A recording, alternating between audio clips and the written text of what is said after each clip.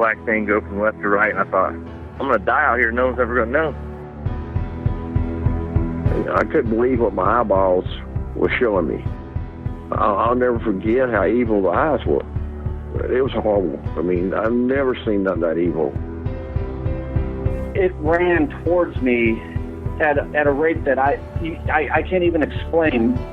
Turned and stared at me, and this look of, I just want to kill you. I want to say it was human, but it wasn't. He was yelling at me to grab a gun, grab a gun. I was like, for what? He said, just grab a gun.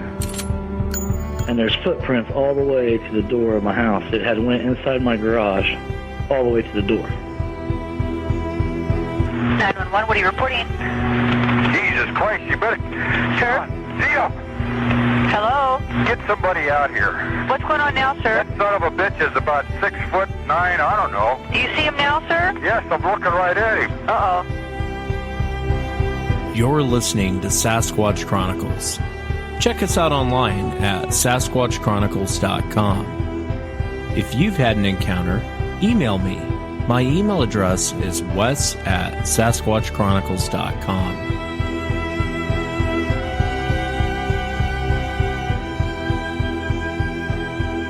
Welcome to the show, everyone. Thanks for being here tonight. Got a great show planned for you tonight. Gosh, it's hot out, isn't it? I don't know where you're at, where you're listening to this, but it's hot. Thanks so much for taking the time to listen tonight. Going to be talking to John, and John comes to us from North Carolina, and he had an encounter back in 1983. He'll be sharing that with us tonight, and then we'll be talking to JD over in Kentucky, and he'll be sharing some of his encounters too as well. If you've had an encounter and you'd like to be on the show, shoot me an email. My email address is wes@sasquatchchronicles.com. And if you get a chance, check out the website, sasquatchchronicles.com. I'm not on YouTube. I know there's a lot of channels I'm trying to bring down on YouTube. So if you're listening on YouTube, I understand, but it's not me posting it. So if you would, please check out sasquatchchronicles.com. Let's jump into it tonight. I want to welcome John to the show. John, thanks for coming on. You're welcome, sir. Thank you for having me. Yeah, I sure appreciate you being here. If you would, I know your encounter took place back in 1983. Walk us into what happened, John. It was, like I said, back in 83, I was 18. Me and it's about this time of year. I guess that's what got me thinking about it when I sent you that email here a couple of days ago. But me and a friend of mine had drove down to this place where the youngins would go to party and stuff, you know, like youngins do. They have these areas where they gather and you know, do whatnot, whatever. And we had drove down there, and it's a kind of an old country road, and it goes down, and there's this tractor path about 30 feet before you get down at the end of the road, and it cuts to the left, this tractor path, and it's about 14, 15 foot wide, you know, so they can get their tractor and their diskers and everything down there, and their equipment and everything down there to down in the holler to down by the creek bottoms to plow their fields down there and plant their corn and soybeans and stuff. And so we decided to go down there, and it was, like I said, this time of year, and it was kind of warm. We pulled down there, and I backed up in there. I always back up in there, so, you know, I can just pull out. But I backed up in there about 20, at the most 25 feet. And we were sitting there, and we had stopped by the store and got us a few beers because we was got a six-pack of beer back in. You could buy it when you was 18. And we was going to have a few beers there, and later we was going to go to this girl's party she was having at her parents' house that the kids ain't, you know, really supposed to do, but they do when their parents is gone. Yeah. And her parents had gone on the 4th, and for the 4th of the holiday. And so she was going to throw this party at her house. So we decided to go down there, and there wasn't nobody down there. But we was going to go down there and have a few beers and everything, because everything doesn't get going really at the parties till about 11:30 at night. So we got down there. It was just a little 14, backed up in there. Like I said, I had my friend Randy with me, who's since passed away, God rest his soul. We backed up in there, and it's pretty thick timber in there. It's oak and elm and big old the fir trees and pine trees and all this stuff, and thick scrub, and across from the dirt road that you get down there is about 25 yards of scrub and stuff, and then his hill goes up 30, 40 feet, and Highway 52 is up there. It gets pretty dark down in there at night. I mean, if it's cloudy and the moon is not out, I mean, back then there wasn't no street lights like that on the streets, and there wasn't no lights much. And like I said before, I told you it'd get dark as the inside of a cow down in there. I mean, it'd get pretty dark. And we backed up in there. My friend Randy was sitting over in the passenger side. We had the windows rolled down, and had this old car, this old Pinto. And back then, I had an old thing that only had an AM radio on it. So we had a little, back then, the boom boxes was a big thing. So we had a little boom box with us, and we had it sitting down there, and had the music playing real low. And I did notice when it backed up in there that had the windows rolled down because it's hot. But I did notice when I got down there that it just seemed awful quiet to me. You know, usually down there around the creek bottoms and everything this time of year here in North Carolina, you hear the frogs going and the cicadas and everything, and the crickets and the tree frogs and things making noises, and it just didn't seem right. It just kind of wasn't as noisy as usual. It's kind of quiet, which is kind of strange. Hit me at first, and we were sitting there, and my friend was sitting passenger side, and he was doing a nefarious thing sitting there. We had some marijuana, and he was looking down, rolling up a joint, which now, you know, in Colorado and out there in California now, you know, it's legal now, but, you know, back then, the early 80s and 70s, whatever, pot was the thing, you know, kids and whatever. So we was going to smoke a little pot and drink him beers real quick and go over to that party. So he was looking down, and he was rolling it up, and I popped the beer, and hadn't drank anything earlier that day or anything or nothing. And I had just turned it up and took a big swallow out of it because it was hot. And I took a big swallow.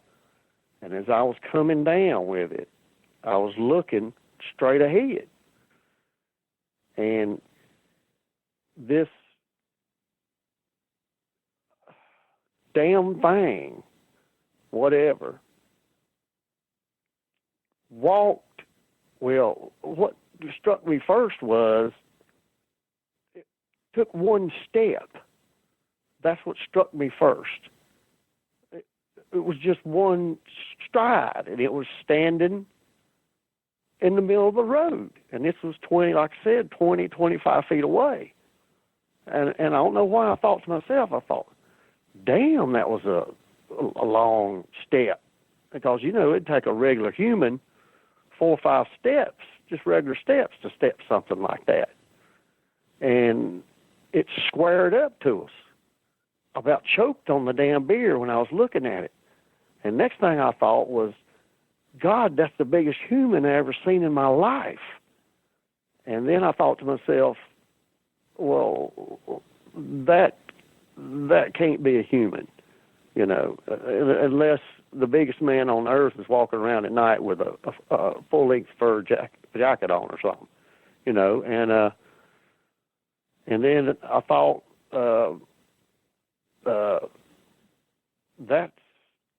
I've seen we earlier had seen some strange markings on that road down there, the path, like that tractor path.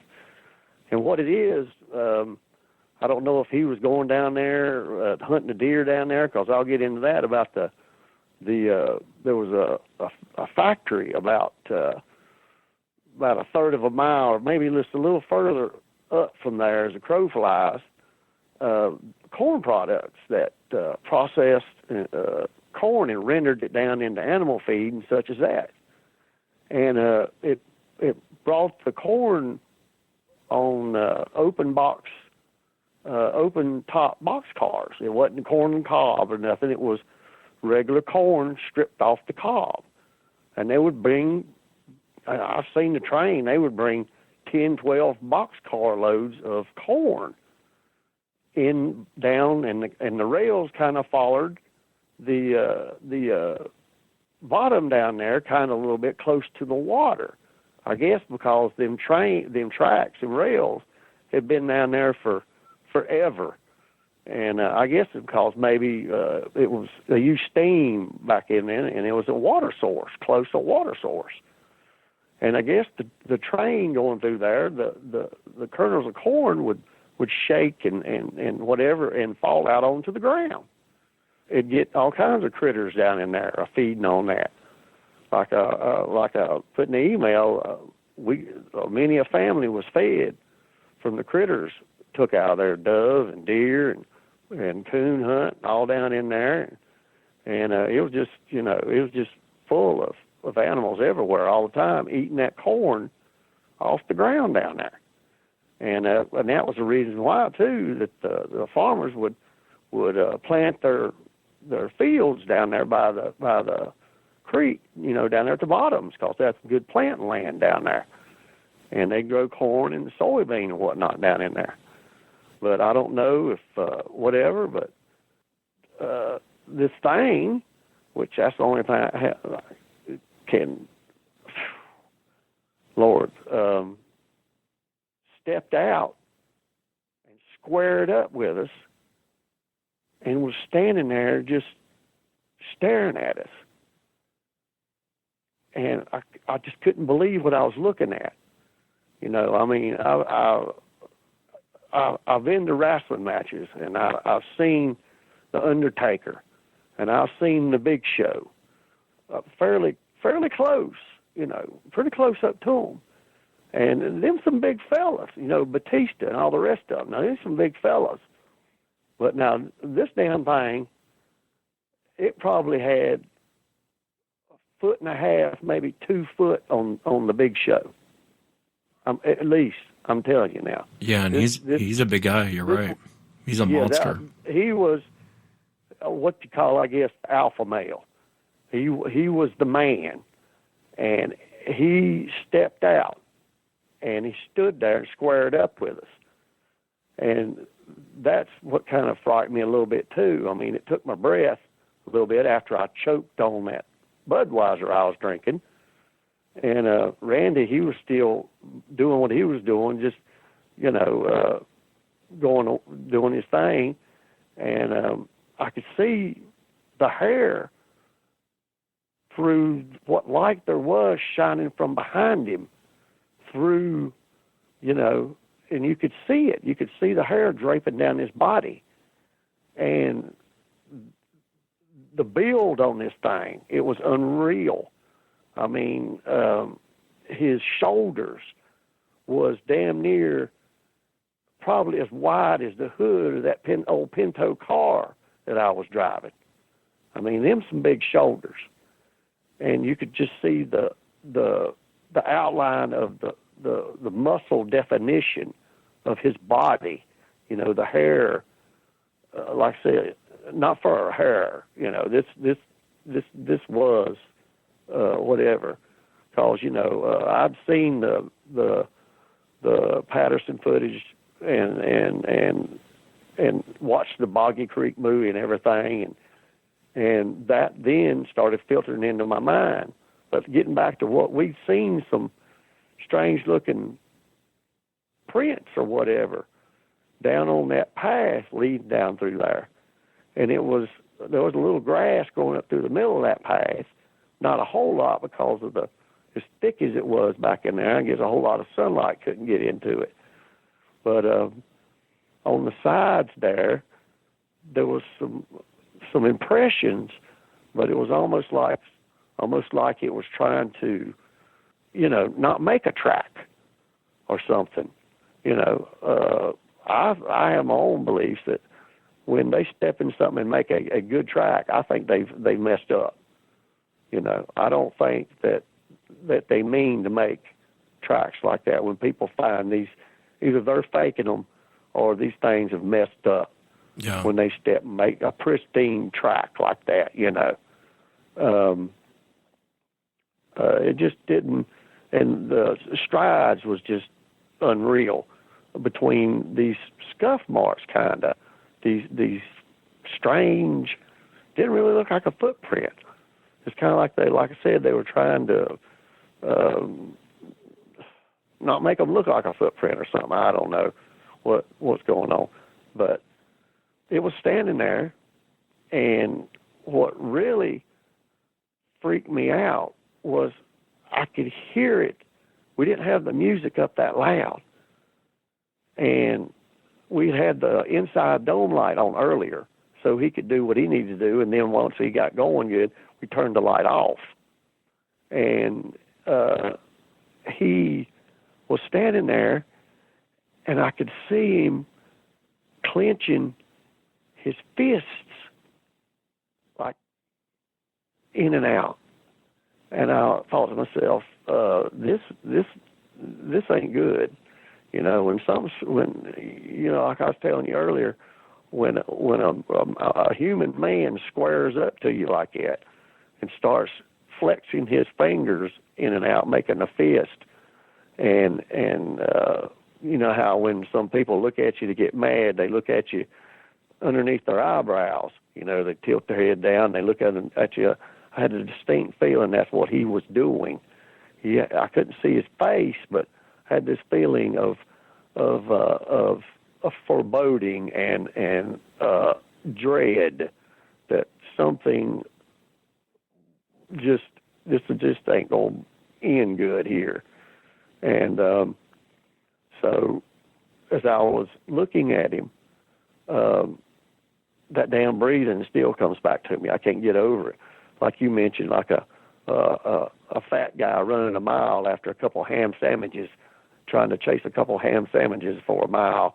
It just ungodly, the amount of oxygen that were coming in and coming out, this raspy sound, and you could actually see his body moving as he was breathing and clenching his fists. And so I slowly, I didn't want to make no quick movements or sudden movements or nothing, because that's just wasn't gonna be good, I didn't think. So I slowly moved my elbow over and just kind of elbowed Randy a little bit and told him, whispered to him, I said, now, you need to look up real slow, and when you do, don't scream. And he kind of chuckled a little bit, and, because, what do you mean scream? What the hell am I supposed to say? And I said, just do it. So he lifted his head up, and when he seen it, he physically reacted and verbally reacted. He jerked back in the seat, and kind of, I didn't think that was good either, that way he moved. I don't know if it flinched or a little bit or whatever. I thought maybe when he jerked like that and said, what the F is that? And he said it a little too loud, I thought, too. And I said, just think about it, guess what that is. What does it look like? And he says, I don't know. And we just sit there staring at this thing. And he kind of slid his hand down a little bit and turned the radio off. Then all of a sudden, this thing started doing weird. He was kind of swiveling his head a little from left to right, almost like a dog does when it hears a sound that it don't understand. You know what I'm talking about. That head movement that a dog does. Like the curious look from a dog when it cocks its head. Yeah. Yeah, like when you make a noise or something, or, or your lips or something, and it starts kind of twisting its head a little bit. It started making that movement. And I thought, this is unreal. I cannot believe this is happening. And when I was a kid down here in the South, your mom always told you don't stay out late at night because the Boogerman will get you. Well, we always thought, the Boogerman. Well, this is the definition of a Boogerman. This is a booger. I mean, this is the Boogerman right here. It was ginormous, and it probably went, I don't know, close to 600 pounds. I mean, just massive. What got me too was the breathing. That was spooky, the spooky breathing, and it was just a real pucker moment. All of a sudden, we've been looking at this thing, for a minute and a half, and that really don't seem that long. But if you look down at your watch and you let it tick off a minute and a half, that's a pretty good while. Oh yeah, it's a lifetime looking at. There. Yeah. Oh yeah, this thing's standing there staring you down, clenching its fist, breathing like a bull or whatever. And then we heard this weird noise. It sounded kind of like a whistle to its right, our left. And it was coming down kind of like towards the creek bottom down there. And he turned slightly. And like I say, when he turned his head, his whole upper torso moved with his head. Like, because, his chin or whatever would run into the huge, what do you call them? That muscles up on top of your shoulders. Oh yeah, I don't know what you mean. Called. Yeah, I know what you mean. When he turned his head slightly and looked that way, and he did it fairly quickly, and then looked back at us, because I don't think that he wanted to take his eyes off us for very long. The more I got to thinking about it in years go along here, they say that I've heard or read and listened to stuff that usually the only reason you see these things is either they made a mistake or they want you to see them. Well, I don't think this booger was strolling down, taking a nice summer night stroll down that country road, whistling along, and just took a step in the middle of the road and looked and seen us and just stopped and said, "Oh, what's this?" I think that by us coming down there and partying, because sometimes we get down there in the summer and there'll be 12, 14, 15 vehicles lined up in there, trucks and cars, people walking back and forth, talking and playing a little bit of music, and we would drink down there and bring fast food down there and eat and stuff and stuff like that. And I know that they had to have heard us or watched us. And some of the girls that would be down there, sometimes I never really got the feeling of being watched, but I would have just a weird feeling that we weren't alone, and not just other people that was there with us, but I just didn't think nothing about it.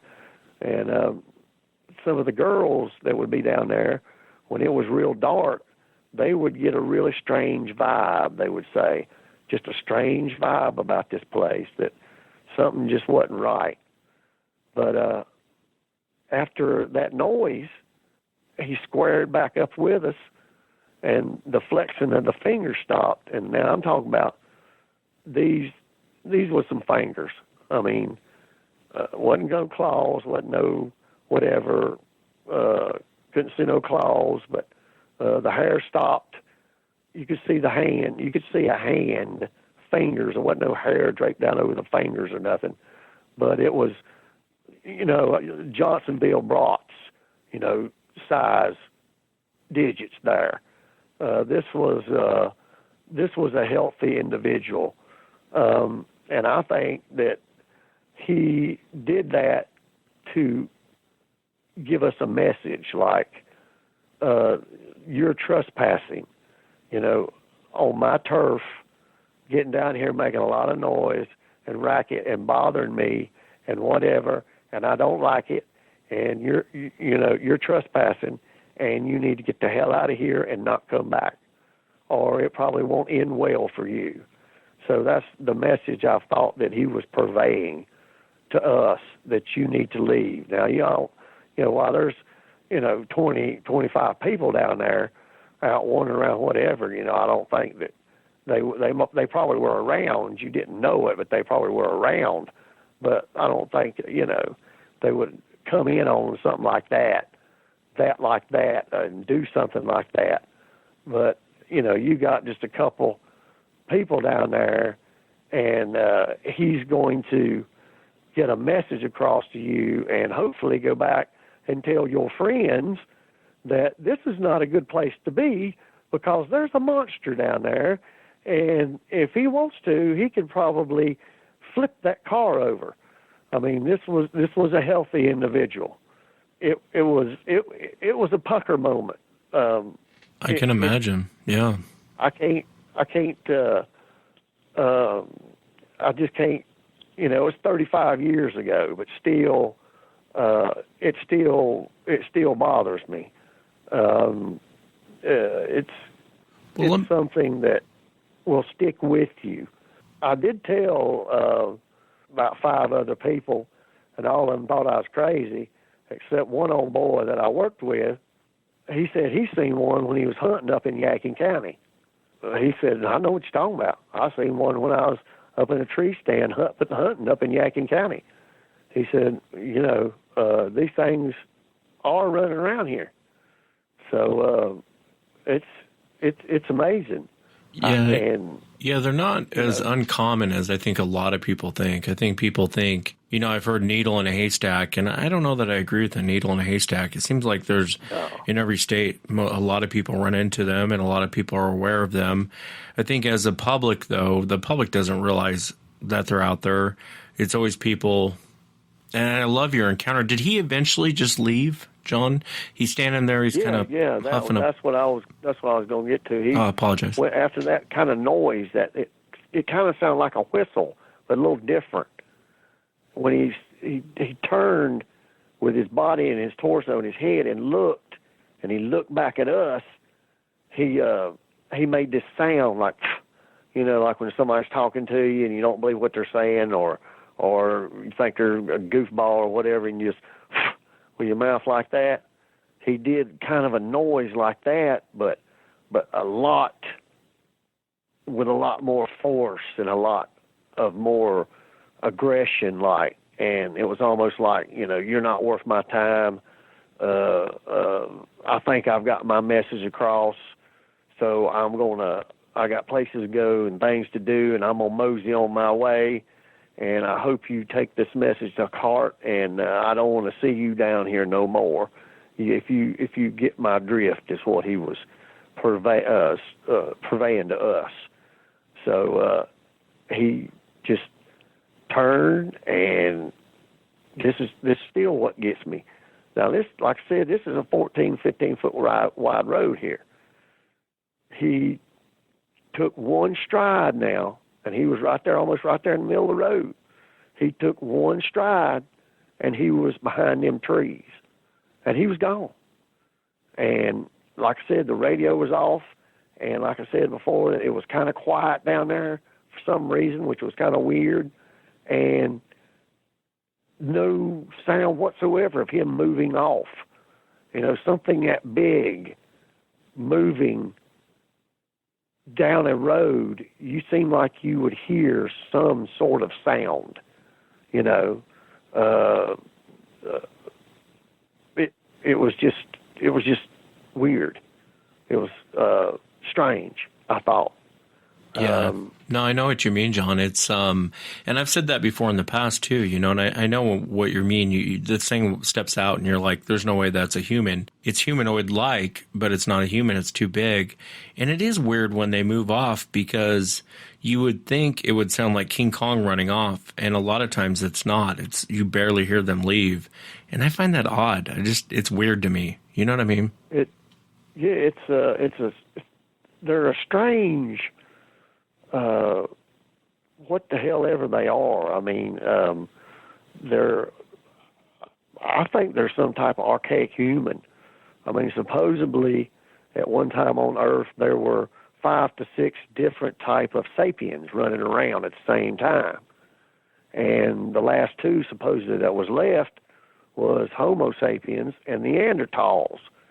And supposedly, it depends on what part of the world you live in, all of us have anywhere from 2 to 5% of Neanderthal DNA in our body. So I don't see how a fairly modern human would see a Neanderthal woman who looks like they did, I guess, from the thing they show, find them sexually attractive, you know what I'm saying? And actually breed with these things, but they had to have the DNA in our system. So whatever, but I think there's some type of offshoot of our family tree that has not been discovered yet, that are still out there, that want to be left alone, that just don't want to have nothing to do with us. I mean, because whatever, we, us, Homo sapiens, are the dangerous animal on this planet. I mean, we can destroy this planet. Us, we can destroy it. Yeah, I agree. And whatever. I agree, yeah. And so we are very dangerous. We are the most dangerous animal on this planet, you know. I mean, if you're out there in the woods at night by yourself without a weapon or something, you know, they are the big dog of the woods. That's their home, you know. And these people that go out there slapping on trees and hollering for them and putting up cameras and all this stuff and wanting them to come to them, I don't want them to come to me, you know. I wouldn't mind seeing one 400 or 500 yards away running through a valley or something, but that's fine. But I don't want them coming up on me and them putting the cameras up and stuff. I mean, that's their home. That's where they live. That's their house. You know, how would you like somebody coming in your living room and setting up a camera that you didn't know about in your living room trying to take a picture of you? You wouldn't appreciate that either. Yeah, no, I get that. I get that. So you think that they're more of like a Neanderthal or a form of an offshoot of us is kind of what you think it is? They are not a totally developed human. They are one of the trees in the evolutionary branch that has had to learn how to survive in the environments that they're in. You know, what I don't understand is the size thing going on. Why do they have to be that big? The scientists say the biggest one in our tree was supposedly this one that they found that was 6 foot tall or a little bigger, and they've only found a few bones of it lately in the last 20 years, and said the bones were thicker, and the skull bones that they found, the small fragments, the skull bone was thicker, and that it was a fairly large, heavy-boned sapien. It wasn't small. It was large. It was big. So maybe it's that thing that has now evolved into what it is now and just got bigger. I don't know. I mean, but yeah, it's hard to say. You know, like in your situation, John, it's a little bit more than an animal squaring up on you, quenching its fist, getting ready to rock and roll. You know, if an animal's, and you know this, I mean, you're a country boy, if an animal's going to attack you, it's going to attack you. It's not going to sit and think about it. It's not going to sit and calculate in its head. It's either going to leave or it's going to attack you. With these things, it almost like it's like they calculate it in their mind. Okay, is this worth it? Is this not worth it? Is this, and that's just me speculating, but in my own encounter, your encounter, a lot of encounters I hear, there's a thought process with these things. It's almost like they calculate, am I going to get hurt attacking these guys? Am I not going to get hurt attacking you guys? It's like you mentioned when there's 14 people there. Yeah, people are feeling like they're being watched, but nothing's ever stepped out. You get two guys in a car, well, now it's going to step out and maybe teach you a lesson about coming down there. Oh, yeah. I mean, because I'm sure that, you know, hunting a deer and whatever down there, I mean, as much corn has come off them rail cars down there on the ground. I mean, the deer were everywhere down there. I mean, just everywhere all the time. You had to watch out real careful coming around that area, anywhere around that plant, them roads around there, because the deer would come in and feed on that corn that was shook off of them rail cars that were coming in. And they were everywhere. I mean, not just deer, just you know, coons and doves and rabbits and squirrels and just everything everywhere, possum and everything. It was a smorgasbord, really. And so whatever that was that made that sound to him, I guess it was like, come on, you know, it's time to get the hunt started. You need to bring your butt on down here and quit messing with them puny humans up there. They ain't worth your time, you know. So I guess that's why he did the, like, you know, I don't think y'all just ain't worth my time to mess with you. And just turned and walked off. I mean, I don't know if he walked or ran, but we never heard nothing. Yeah, I know when you and I were talking about the breathing too, and you're right. It is a very it's an aggressive breathing pattern, but it's also almost reminds you of someone who's sick, and it's someone who's pissed off. If you could take all of those, mix it up, that's what it sounds like. It's a very heavy, raspy, deep, gravelly, sick sounding, almost like her nose is running, or whatever. That's exactly right. And it's just a sound you won't forget when you hear it. Just like you hear a slide on a pistol, you hear that sound, you know exactly what it is, and you'll never forget what that sound sounds like. And it's just like that. You won't never forget that sound, and if you hear it, you know what it is. So it was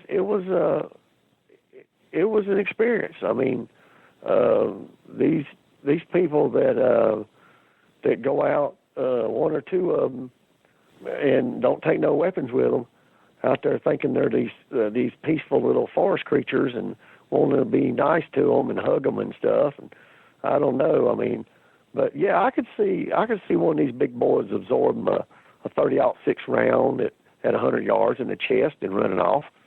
I could see that. Yeah, I can too. I could see one taking one in the chest, like from a 30-06.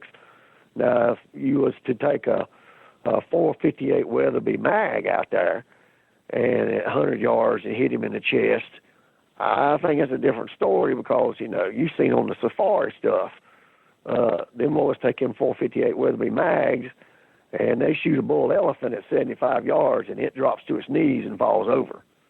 So that's a bull elephant. Yeah. And that's one shot.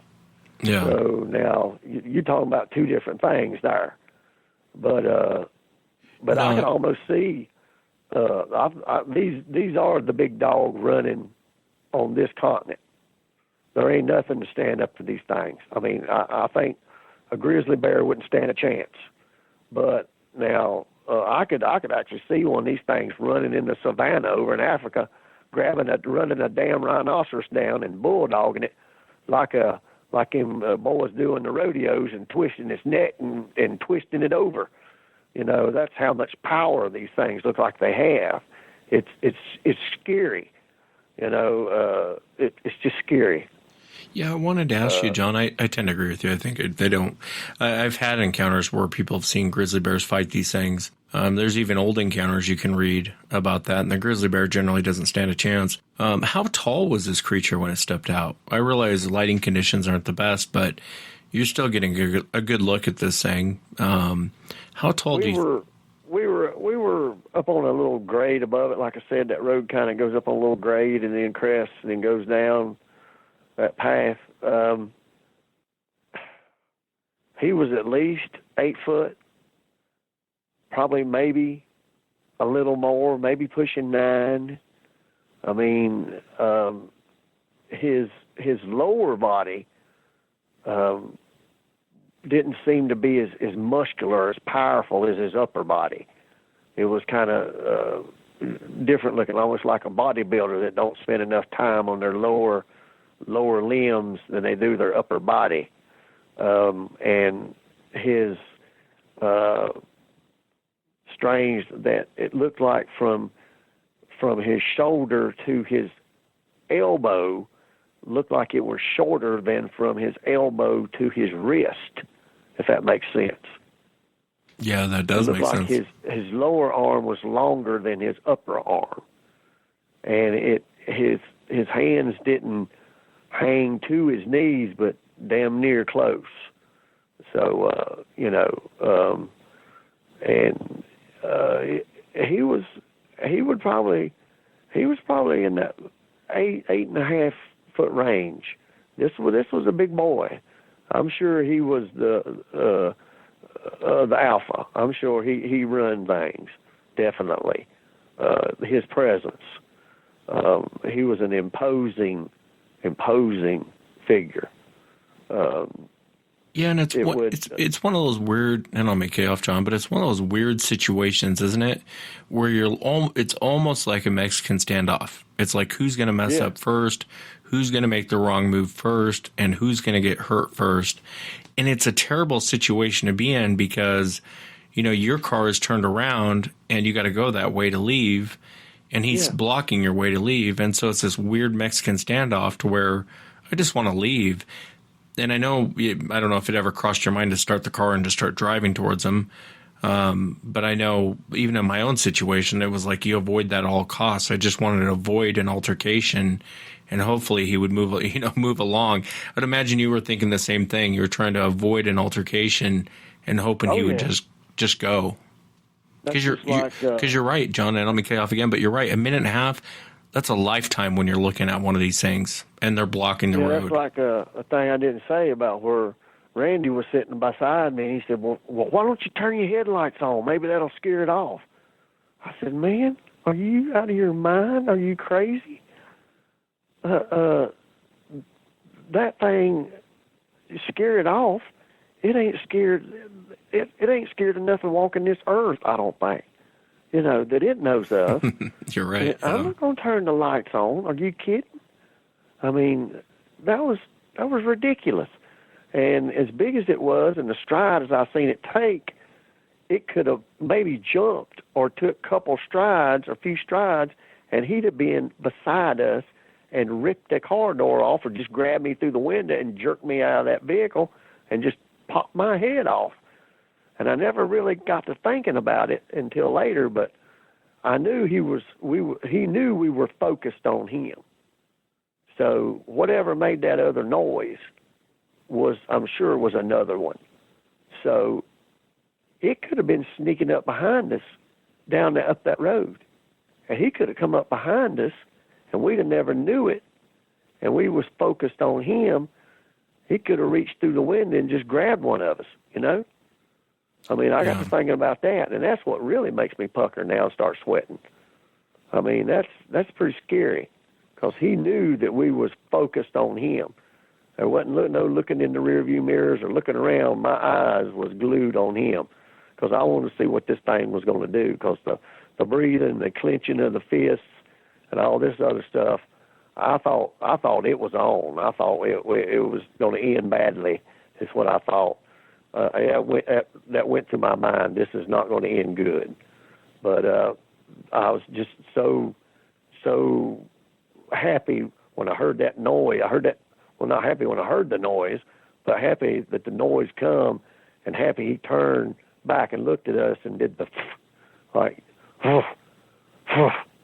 and like, you're just not wasting I don't want to waste my time on y'all, but I think I got my message across, and I'm gonna mosey on and get on with my business, and y'all just get on out of here and don't come back, y'all. Don't come back now, you hear, or I might have to put a whooping up on you. Is the feeling I got from this cat. He was something. So. Yeah, no, I understand, and I completely get the way you feel too. It's almost like you don't want to make the wrong move. You don't want to do anything to, and I'm a big guy, and I have no problem holding my own, but this is a different, and I'm sure you're the same way, John, but this is a completely different situation. You almost want to, you feel like a mouse. Oh, yeah. You want to get out of the situation as quickly as possible. Did it ever affect you later in life? I mean, this is 1983. Did you ever go back to that area or go camping? I had dreams about it. Yeah, I've had dreams about it. Yeah, I every now and then I'll have a dream about it. Or I'll hear a noise, or something like that, or I'll see something, and it'll bring it back. Something just a Pinto car. Old Pinto car, and it'll bring it back. Now I'm not much of a hunter right now, but I used to be later after that. It didn't keep me out of the woods, but I got an assault rifle, AR-15, with a 20-round clip with another clip, and I carry a Smith & Wesson 40 mag with an 8-round clip on my side with hollow points in it. So, if it thinks it can take 40 rounds from an AR-15 and 8 from a 40 mag, 40 caliber Smith & Wesson, well, go right ahead. But I think a headshot from anything, you take a headshot from an AR-15, it's gonna hurt you. But I could see absorbing one in the chest, sure, because this thing was every bit close to 3 foot thick. When it turned to leave, it was a thick, just unbelievable, the thickness, the muscularity, the presence. It's unbelievable.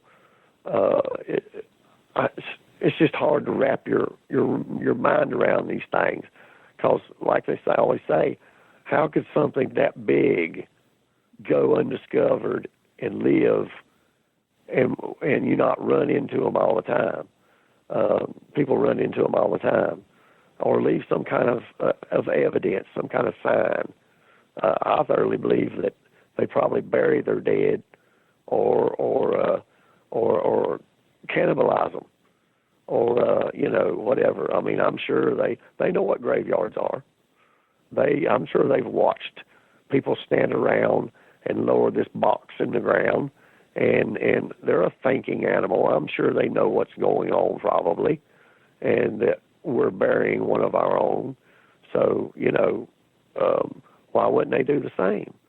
Especially if they want to stay hidden and not be known, why not bury their dead? Yeah, you're right. It could be. Yeah, it's hard to say. Yeah, especially if they run around in family units, family pods, they would be fairly close. I mean, they probably would bury their dead. So. Yeah, I would tend to agree with you. It's so hard to know. It's so hard. It's like I would say it on one of my garage I'm studying, but it's hard. Yeah. It's frustrating when you look at it. And I know you remember, John, I know you've heard every show, but It's odd, isn't it? I mean, just like you said, we haven't caught up with this thing. It's not just here in the United States. That always burns me when I hear researchers say, well, it's a needle in a haystack and the needle is moving and they're out, and it's a big area. And well, it's not just the United States. It's in Australia. It's in China. They're almost on every continent. They're out there and no one's caught up with this thing. I mean, I'll go with the needle in the haystack theory for a little bit, but I've been around the block a few times and, if this doesn't raise an eyebrow to you, I don't know what to say to you, because you're right. It's very odd that but they do seem very physical. It's like you said, the train portion that you mentioned, that makes sense. I could see a ton of animals being down there and eating stuff coming off the carts and as the train goes by. So it makes sense that it would be down there. It's just so frustrating. We can't catch up with them. And your situation, John, could have gone ugly really quick, and you might have ended up a missing person. And that's a shame because no one ever says anything. It's like you would have just been a missing person, and that would have been the end of that. Yeah, it's like these people you always hear about, the Pilates crap, about all these people that go missing in these national parks that they never find hiding their hair of them. Like these little kids that are 5 and 6 years old, and 1 minute they're there and 1 minute they're gone, and then maybe a year later, 2, 4, or 5 miles away, a couple mountain tops over, they find their shoe. Well, what kid that age is going to go up a mountain and through a stream and up another mountain and all this other stuff? Why would they go up? Why not down? I mean, why would they do that? Something had to carry it there. I mean, a mountain lion and usually a bear, when they take something down, they're going to consume it right there. They're going to, they might drag it off a little bit if they see some kind of competition around, but they're not going to drag it or carry it miles away. It's going to be you're down. It's time to eat. It's like we sit down at the table with a knife and fork, food's in front of us. It's time to eat. It's just strange that all these thousands of people go missing. I was looking a little bit on that on the internet today about that stuff. It's just weird that all these people just disappear and they never find hide nor hair of them. That's strange. It is. It is strange. It's like I always say, some of those accounts you can realize, okay, the person got hurt. There's other things that can get you besides Sasquatch. Cougar can get you a bear, like you mentioned. But there is those odd ones. Like you said, you're finding a shoe over 3 mountain ranges away. I mean, and it's a kid. A full-grown adult lost in the woods isn't going to go over 3 mountain ranges. I think your average person who gets lost is going to try and find his way back to town. He's not going to start traveling over mountain ranges. Just common sense. But what do I know? Yeah, it's a strange subject, but I could see it's like that famous case where that one where them people thought they saw that one. A homeless person with something thrown off his shoulder up on the hill running off, and they thought they heard a kid scream or something. That famous case, that little boy who was 7 or 8 years old. Yeah, I remember that. Yeah. What was it? They thought it was a bear. 5 years later, they found his skull cap or something 5 miles from there. Yeah, it's a terrible story, but yeah, it wasn't a homeless person. The people that reported it to the FBI told the FBI that it was a bear running on 2 legs and had a kid over its shoulder, and which makes no sense. It was running like a man, and it was a bear running like a man with a kid over its shoulder. I mean, come on, that doesn't add up to anyone that I can imagine. Plus the military showing up. Why would the military show up? Now, I understand the FBI. They do all kidnapping cases. But the military, I mean, they might want to help in the search, But just reading the account, the actions of the military was strange, the way they were acting. Yeah, I know that. I know the one you're talking about, too. I can't think of which one that is. But, yeah, you're right. I mean, military shows up, doesn't talk to any of the search and rescue, heads off, and then they come back and they leave. It's almost like they're going hunting. They're not actually looking for someone. It almost appears that they're being hunting. And that wasn't, or they're actually out hunting. But that wasn't just one situation. That's many situations. There's even up until this day, you'll hear a lot of search and rescue, and special forces shows up, and they go out there, quote unquote, to look for the kid. They don't really talk to anyone there. They're out for a couple days, and then they come back and they leave. You're right. It doesn't add up. Why would they do that? I don't know. It's a weird. It is.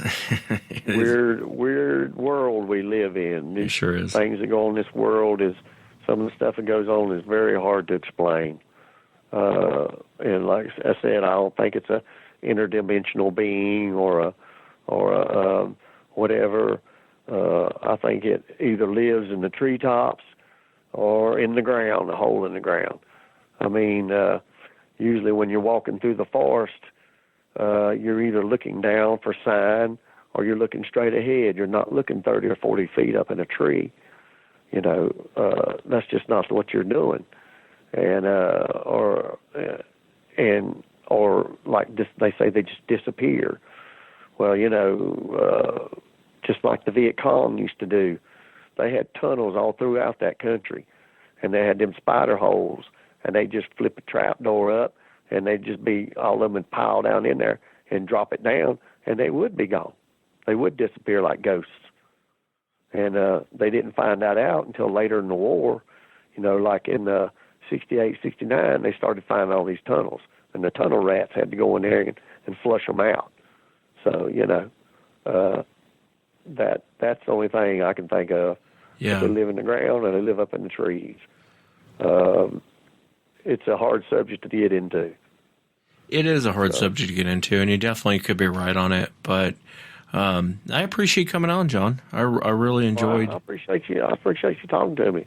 Yeah, it has affected me. I have dreamed about it. I'm not scared to go into the woods or nothing, but I do go heavily armed. It was a very shocking experience. Just let me put it that way. A lasting, shocking experience. I can imagine. And just like I said, I think the 4th of July holiday brought it all back into my mind, because that's when it happened around that time of year, and that's what got me thinking about it. And I thought, well, I'll just write in to you, because you stay on there, you know, if you've had an encounter or experience and just want to talk about it, let me know. Just shoot me an email. Well, that's what I did. So there you go. Yeah, well, I appreciate it again. Thank you, John. Thank you, sir. I appreciate it. Have a good night.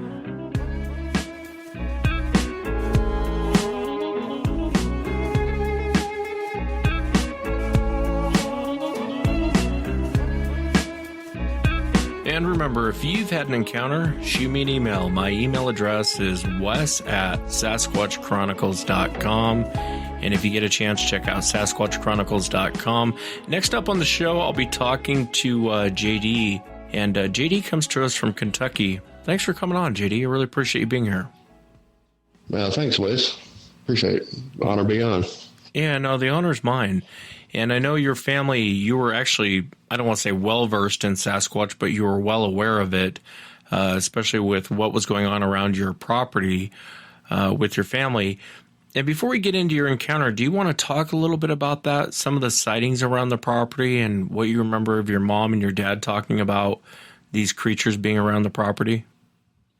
Yeah, where I grew up is right on the border of the Dangaboon National Forest. And there's private property on the outside of the Dangaboon Forest. And there's some parcels of private property inside the boundary of the National Forest. There's been sightings and encounters from the 50s and 60s all the way up to when I grew up. And I heard about every one of these, you know, and about half of everybody in my family at one time or another has seen one. And I grew up hearing about these.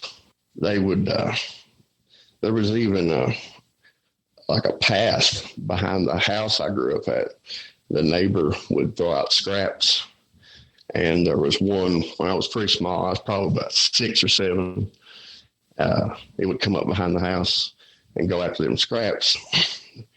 And my aunts, my uncles, they've all had their fair share of sightings, you know. So I grew up hearing about these.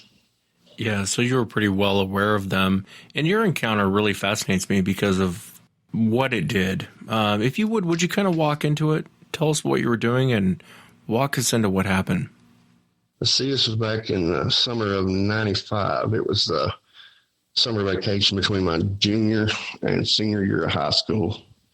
And about 5 weeks before school started. And me and my closest, 2 of my closest friends, you know, we knew the summer was winding down, so we figured we would go camp in this, under the cliff. We got these cliff overhangs, we call them rock houses. We had a couple of regular ones we stayed in growing up, and we figured we'd go down there and spend the night. And a couple of other boys in our senior class, they asked to tag along, so it ended up being 5 of us. And we went down there and so I built a little fire and sit around, you know, and just we knew school was starting, and once school was over, we were going to be pretty busy, you know. So we were just hanging out down there, and it's probably about midnight, 12:30. We heard something walking up the path that come from the creek up the holler towards the cliff where we were staying. One of my buddies, he said, you think that's your dad walking up here? And I said, I don't think so. Because when we were small, when we were 12, 13, 14 years old and would camp out by ourselves, my dad's retired Air Force. He would venture down halfway through the night and just check on us, you know, when we were young. But he had quit doing that several years before. And I told him, I said, I don't think so, unless there's an emergency or, you know, something's wrong. And the footsteps sounded a lot heavier because I'd heard everybody walk in and out of there, and it just didn't. It sounded way heavier than one of us walking in or out. And they didn't pay no attention to me. And they just assumed that that's who it was. It was my dad or something. But whatever it was, walked up. It walked up directly below the rock house, and there was poplar trees. There's like poplar trees, a little bit of a hill coming out of the rock house, and it stopped right behind the biggest poplar tree, right dead center, down below the rock house, probably about 75 feet. It just stayed down there and never made a move or a sound. But we had these big D cell, those old fashioned flashlights, big D cell square battery flashlights. We took a couple of them, and me and my buddy, we stepped out from the cliff to get away from the campfire, try to let our eyes adjust a little bit. So we got out about 16, 18 foot from the edge of the cliff there. And we were shining flashlights down there. This thing was peeking out a little bit at a time. It peeked out with its eyes closed, and it'd pop its eyes open, and they were fire red with the flashlights, you know, reflecting off of them. And then it would go back behind the tree. And when it would peek out, you could see a bit of its right arm, right side of its torso, just a little bit. It did this about 3 or 4 times. I'd say about 12 minutes, something like that, had went by. And it just took it upon itself to just step out from behind that tree completely and just stare us down. You know, of course, it was looking upward. We were looking down at an angle towards it. And it just it gave us a good 10-second view from head to toe. And it never growled. It never showed its teeth. It just had like a stern look on its face. And it was just kind of sizing us up and letting us have a gander at it. I never laid eyes on one.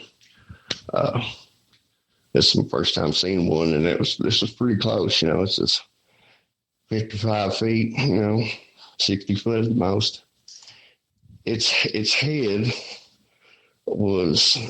was bald, rounded like a human head. Its face, human looking face, very human looking face. Looked like an older man, and 70, 80-year-old man, had wrinkles. It had a little bit of hair above the ears. The ears were small for the size of this thing. 7'2", 7'3", 650 pounds. Gray white hair from the neck all the way down to its feet. Its ears were just, not proportional for the size of this thing, but instead of elongated cartilage like ours, they were more round. And but I could see them clearly. And the hair above its ears was short anyway, and then bald on top. And it had like these mutton chops on the sides of its cheeks that they just kind of grew that way naturally. And never opened its mouth. The nose, the chin, everything. It's like a human-looking face of an older man, and on the body of a very big animal. After about 10 seconds, it just stepped back behind that tree and never made a move. Just silently stood behind it for quite a while, And we eased back up into the rock house, as we didn't know what it was just going to do, just stand there forever. We didn't know how long it was going to stand there. But as soon as we got back up and eased back up into the rock house, it took off on diagonal and went out of the holler. It didn't go back out the path it came up. It went on diagonal. It the only vocalizations really it made was kind of like sounds of like aggravation, irritableness, like kind of like huffing, puffing, like it wasted its time coming all the way down there. And it pushed a few of those treetops that had been torn off in the winter storms. It pushed. You could hear it pushing a few things out of its way as it headed out. But that's the only sounds it made. It didn't sound like it was too happy or pleased that we were down there. But Yeah, and I would imagine you're in shock, but you had heard about this most of your life. You'd known family members had been feeding these things, and now you're actually looking at one. I would imagine you had some shock looking at this thing. There's always some shock looking at this thing. The part that I find fascinating is I know you'd mentioned like an Irishman, very human-like. You're looking at something that's very human-like in the face, and it's fascinating too. You thought it was old, but what was it about it that made you think it was old? It had a picturesque face of an older gentleman. It was the wrinkles around the eyes, just like an old grandpa, just that face, It seemed to be kind of sizing us up, It was like kind of just, it was a stern look, and it kept looking right at me and him, and like it was kind of trying to make his mind up, how aggravated it was going to be. But the face just looked like an older, distinguished gentleman in a way, except for those big mutton chops kind of. That hair was, inch and a half, 2 inches long on the sides of the cheeks where it had like them crazy looking, not sideburns, but like those old biker gang mutton chops. But it had the wrinkles of an old man. Yeah, just kind of had that appearance like he'd been around the block a few times, and not so much young. Yeah, no, I understand what you mean. So you guys go back to the rock outpost. Was there, or the overhang, did you guys decide to leave for the night? I mean, were you guys stressing out, or What was kind of going? Because I know you'd seen it 2 other times, but we can get into that in a minute. But what's going through your mind at this point? You're like, I'm just going to pack up all my crap and get out of here. Forget this. You know what I mean? Or are you thinking? That was the first time it had come down. That was the first time. That was the only time it ever stepped out away from the tree and did that and like offered a view of it, a full-on view of it. The following 2 times, it didn't do that. The following 2 times, it came up behind that same tree, peeked out a couple of times, and then went off and didn't spend much time. Less each time, So the second time, 8, 10 minutes, 12 minutes. And then the third time, 5 minutes tops. So that was the one and only time that it stepped out from the tree and just kind of, you want to look at me? Look at me. It wasn't, but it wasn't aggressive, but that was the longest. And that was the best view, Well, so what happens? So the second, third time. So you decide you guys eventually leave at some point, and how much later do you go back for the second time? I realize you don't get quite the view you got the first time, but what kind of a time frame are you going back, and why do you go back? Well, we spent the night. I don't believe I got any sleep because it was kind of exciting. I got a pretty good thrill out of it. There was apprehension, and there was, but I was next to, I had some, we had guns, and I wasn't alone. If I'd have been alone, it'd have been a whole different story. But I got, it was exciting, and a couple of us just wanted to, see if we could see it again. We didn't really think it would happen, mathematically, statistically, we just didn't think it was probable that it would happen again. But so it was 2 weeks later, and we already had stuff down there in that rock house, everything we needed. So we just, went on down there again, spend another night, and 12:30 came and went, and I thought, well, it's probably not going to show. About 1:30, right after 1:30.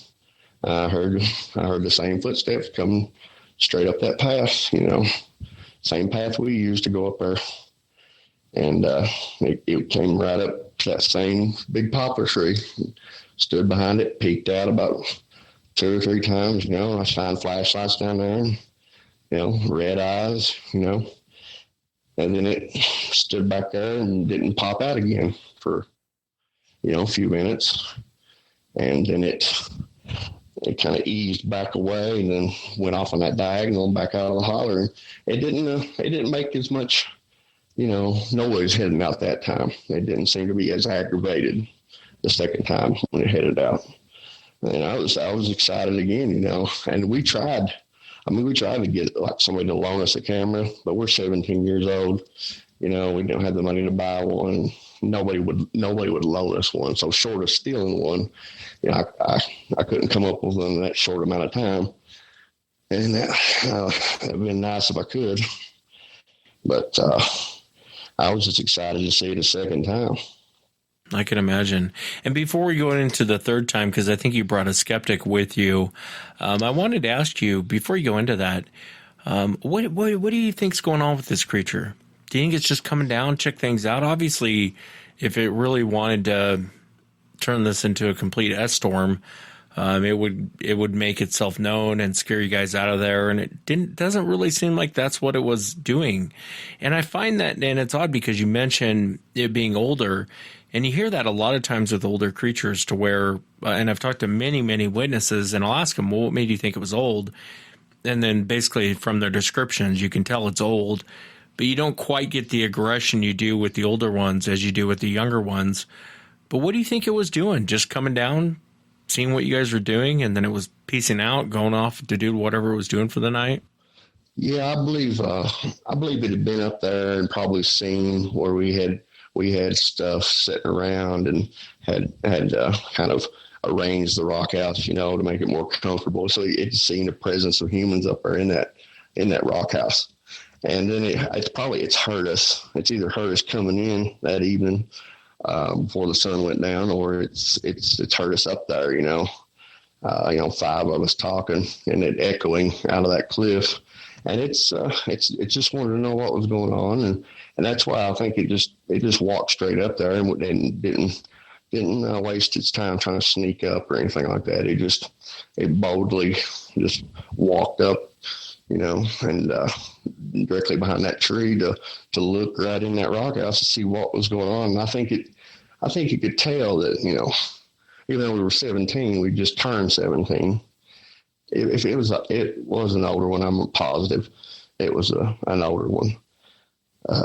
It knew we weren't doing anything to bother it really, and I think it was a little aggravated that it even took the time to go over there and see what it was. And I think the second and third time it was just kind of double checking, basically the same situation, and it just for its own peace of mind, I suppose. Yeah, and I know you're 17 at this point, and you're about ready to go off into the military. This is kind of a one last ditch trip to go have fun with your buddies. And I think you're right. I think it was just kind of curious. And as you and I were talking about the other night, a 17-year-old, I see a 17-year-old kid, and I see a kid. I really do. I see a kid. And maybe it's because I'm older now, but, I see a guy in his early 20s and I see a kid. And maybe that's how he viewed you guys. There's really no threat here. You guys are shining flashlights at it, but no one's pulling a gun. No one's really freaking out.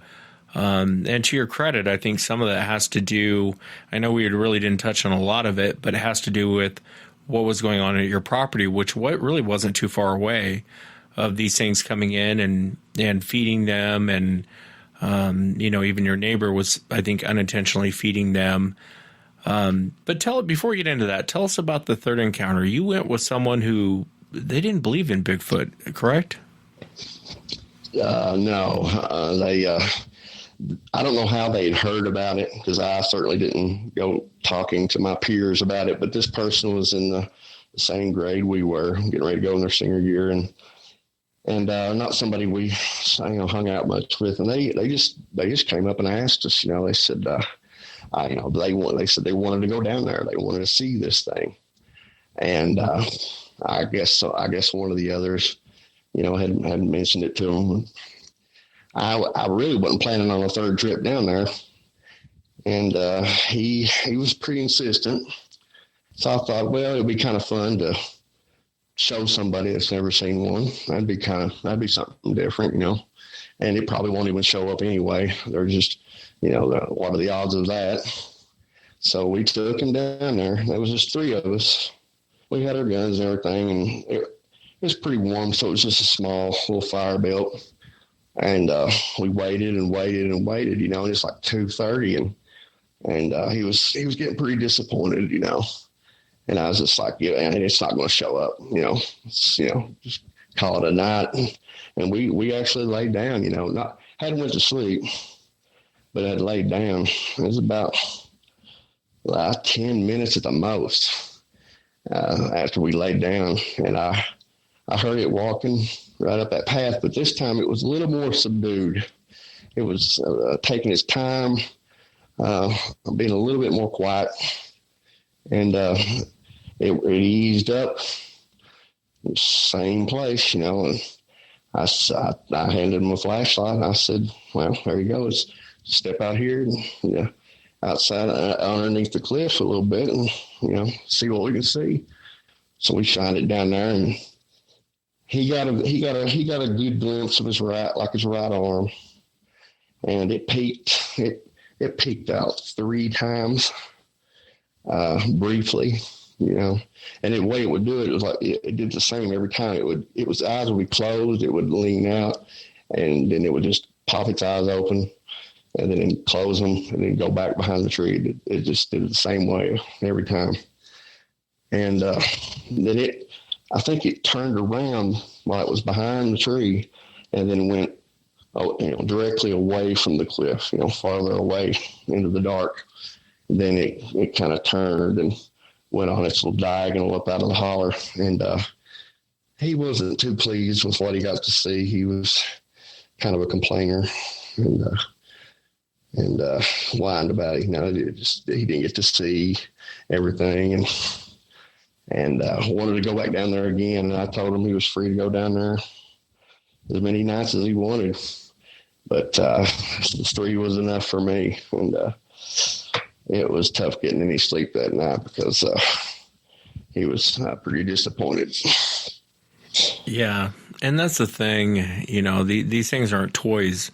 They're not going to come out and do a dance for you, and I think that's what sometimes a lot of skeptics think. They're going to come out and show themselves to you or dance for you, and it couldn't be farther from the truth. Makes you wonder, though, why I didn't step out. The one thing I find fascinating about your encounter, JD, and you and I talked about this the other night, is I'm starting to think with older ones, they become more predictable in what they do. And here's what I mean by this. I had a gentleman on the show one time, and he was talking about, I think his four-wheeler broke down. And when his four-wheeler broke down, he was trying to get back home. So he starts walking down this trail. Well, this thing starts pacing him out all the way down the trail, pacing this guy out. And I told you this the other night. He goes to this hermit's house, and the hermit, he knew the guy. He said the guy had lived there, all of his life. Just this old man that lived down there. And finally the old man said to him, so what are you really here for? And he said, you want to know what's following you out of the forest? And the guy looked up at him, he was just a kid at the time. He's like, yeah. And he said, oh, that's, and they had a name for him. I don't remember what the name, they actually named him. And they said, oh, it's just so-and-so. I don't really know what he is, but he's older now and he won't harm you. He'll pace you out. He'll walk you out, but he's more curious than he is anything else. I've never seen him hurt anyone, period. And it makes you wonder, as they get older, do they become more predictable in their movements, like him coming back behind that tree every time, coming up the same path every time? I don't know if that was more of a logistical decision as opposed to predictable, but I think as they get older, they become more and more predictable. You know what I mean? Oh yeah, if it's got that much in common, like with facial features, and that one had a very human head and human face.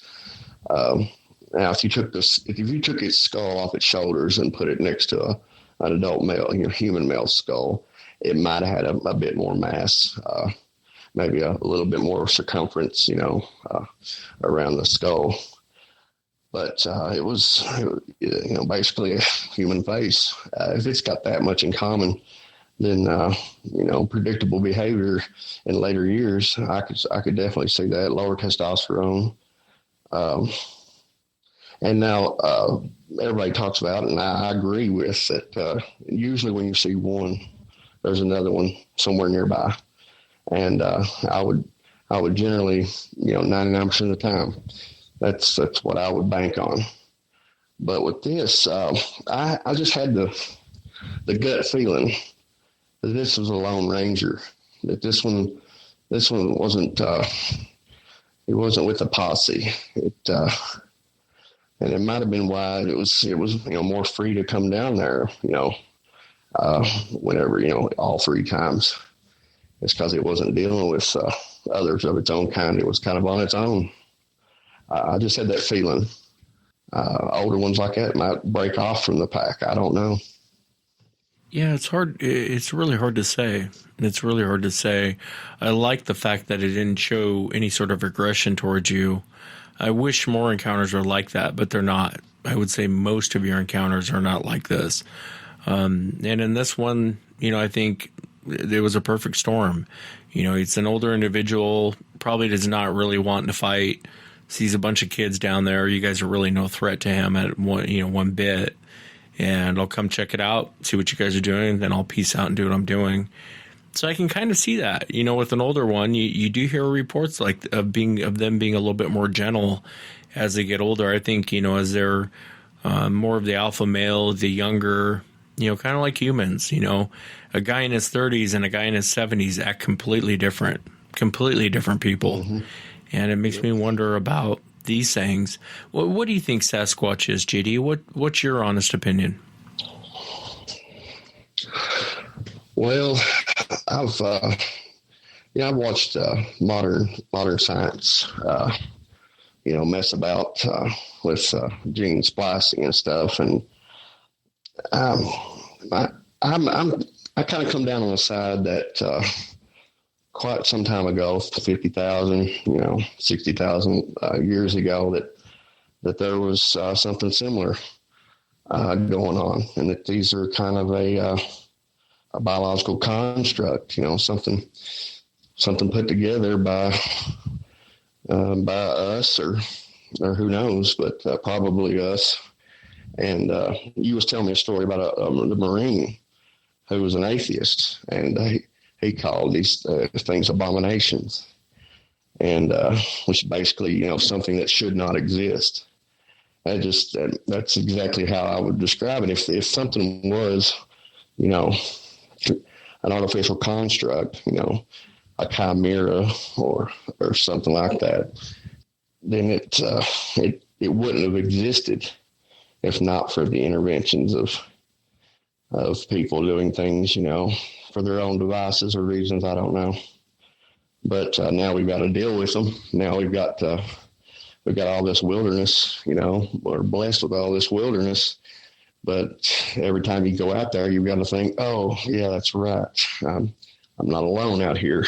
I got to go back and get my extra gun and, keep my eyes open. It kind of steals the peace away in a way, the great outdoors when you know these things are out there. It's hard to say what these things are, and abomination sure seems to put the nail in the head, but I got to be careful. Like I said, until I have one in my garage I'm studying, I really don't know. But I appreciate you coming on and talking about your encounters, and all three of them they're fascinating to me. It makes me wonder if this thing had seen you before, or knew where you had come from, or there's so many unanswered questions with it. But I really appreciate you taking the time to share it. Oh, thank you, Wes. I'm glad you got a chance to come on. I'd like to encourage anybody that's seen one or run into one to come on the show. Thanks, JD. And that's it for tonight, everyone. Remember, if you've had an encounter, shoot me an email. My email address is wes@sasquatchchronicles.com. If you get a chance, please check out the website, sasquatchchronicles.com, for additional member shows. Until next time, everyone.